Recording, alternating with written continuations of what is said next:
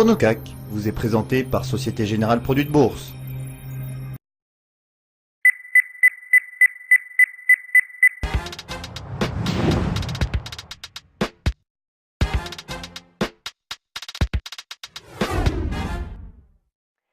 Il est 9 h, c'est l'heure du ChronoCAC et nous retrouvons à nouveau Benoît Rousseau, trader et fondateur du blog En Lille. Rebonjour Benoît.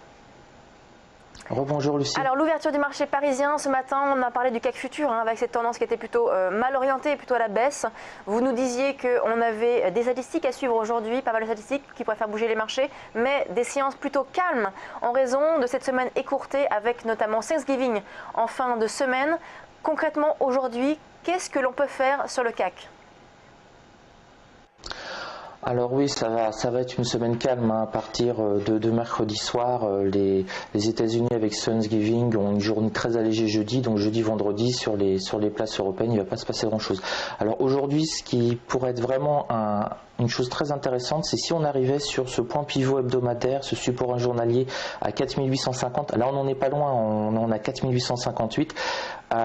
C'est tenter un rebond sur ce support, ce serait le plus bas de la semaine, sur une semaine. Là, je vous ai mis un graphique en hebdo, et donc là, on a vraiment une très grosse possibilité de rebond. Donc les scalpers vont se précipiter, les day traders aussi, et éventuellement pour les swingers optimistes, reprendre une petite position, ça pourrait être sympathique. Donc je pense qu'on va faire exactement comme hier, c'est-à-dire qu'on va chercher un range, on va chercher ce matin un point bas, on va chercher jusqu'à 9 h 10 h un point haut, et on risque de stagner sur ce range qui se construit comme ça petit à petit. Ça a très bien marché pour la journée d'hier jusqu'à l'ouverture des indices américains. On le voit là très bien sur ces bougies en 30 minutes.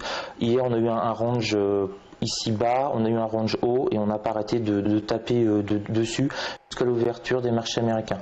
Donc là, si on pouvait avoir exactement la même chose, ce serait pas mal. Là, pour le moment, on a un point bas vers les 4860 qui vient de se construire.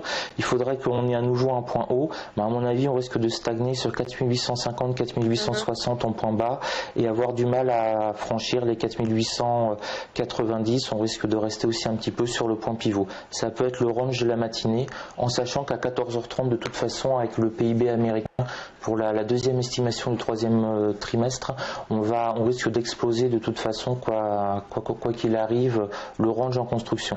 Donc c'est une stratégie de range que l'on utilise uniquement quasiment sur la semaine de Thanksgiving et sur la semaine entre Noël et le jour de l'an. C'est toujours à peu près la même chose. Les algos vont chercher un point bas, les algos vont chercher un point haut dans la matinée, et après on fait du ping-pong sur ce range. Donc une fois qu'on le voit physiquement construit sur des bougies de 5 à 15 minutes, c'est l'idéal. On peut faire du ping-pong et ça peut rapporter quelques petits points, en sachant qu'à 14 h 30, on risque d'avoir une rupture de ce canal horizontal avec le PIB américain. Merci Benoît Rousseau, trader et fondateur du blog En Lille. On marque une très courte pause et on se retrouve tout de suite pour le Focus Valeur.